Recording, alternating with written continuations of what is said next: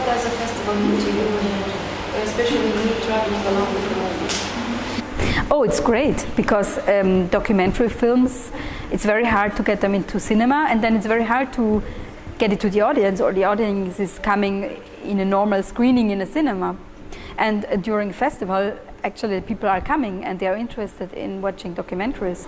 And this is for me the only chance to get a feedback, or to get into a, not only feedback, but to communicate and to discuss about the subject of the movie. Because I think also the documentary should be something which opens something, like a discussion, or, I mean, a documentary cannot be something which will save the world or something like that, but at least it can bring people together and they discuss and they maybe think about and see something different after that.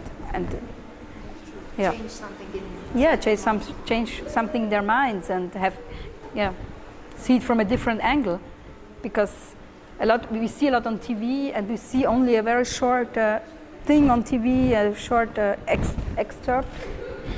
excerpt, yes. The documentary is a long film, so you can go into details, and this is what I like about making documentaries. And you've also had a pronounced part of art in your art in a good way. I mean, everything is beautiful there, although it may have some sad parts. It's sad, not in a negative way. Of course. I mean, you have characters. Of course, you have a camera, and always you're looking for the best frame. This is also the work of the camera woman. That's her job, to try to, if possible, put everything in good frame so that it looks nice, or that it looks poetic, or it gives something in addition to the topic. Like that's film. That's cinema. It depends what it is. I mean, if it's maybe a very political movie, or like revolution or something, it's hard you have to follow what's happening very quickly. But there we had the time to think about the visual aspect as well. The festival's theme is to get real. What does it mean to get real for you in my work? Yes. I think documentary film is what should bring a subject be real. Like, I mean, what is reality? We don't know really. You can't define what is reality. Everybody has a different approach to reality, or sees maybe a different angle of it. But for me, it's real. I mean, it's something I think it comes from the filmmaker. So if I can be honest with myself, and I think what I present in a movie is what I saw there, that this is for me my reality, what I experienced there. So what is to get real? Is it possible to get real? I mean, real? I don't know. True. And what if young media came to you and asked you for directing advice? She wants to become a documentary filmmaker. What advice would you give her? Lydia. She is very sensitive, and she is like seeing something in people and things like that. She could be, yes, observing, and she understood a lot, I think, about the human being and the world. And but I would tell her, I mean, if she really wants to be a documentary filmmaker, she should never give up, and she should try. And I mean, a documentary filmmaker is, I think you have to understand that you somehow live. You have to be ready to live what you're filming. You have to not only observe it from the outside, go into the topic, and be with the people and things like that. If you are scared to be with people, being into the topic, then you can't be a documentary filmmaker. That's what I think. Thank you. Yeah, but I think a lot of documentary filmmakers would agree, because you are always so close to the people, and they tell you personal stories, and then you're involved so long with the people and the subject that you get involved in it. You have to be.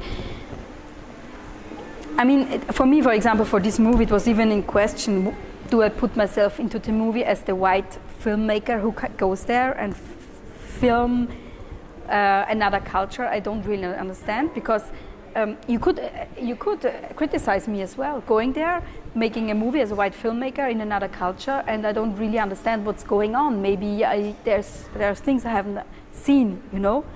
And actually, Jonathan was accusing me of that I'm also only the white filmmaker. I've never lived in Ghana. He was there 15 years, and there are things I don't know. There's a little part of it is true.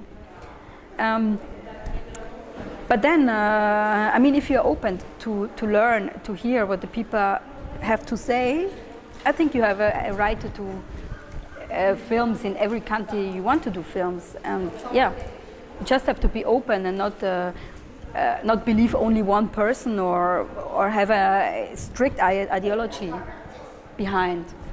I will not include this if you don't want to in my interview about the edited interview. What was the movie? You can put it in.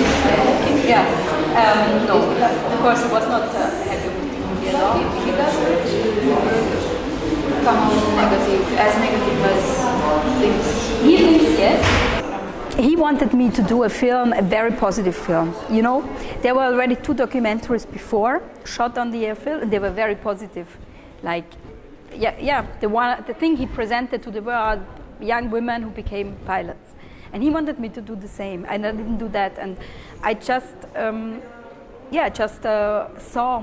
just showed more than this, and he was not happy. Yeah.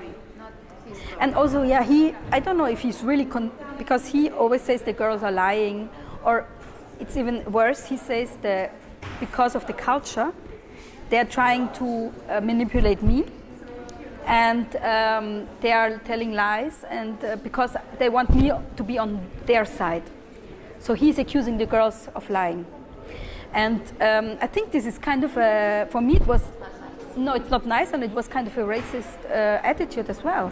To say, all Africans, they're lying anyway to white people because they only want to gain something out of it. And I think it's quite a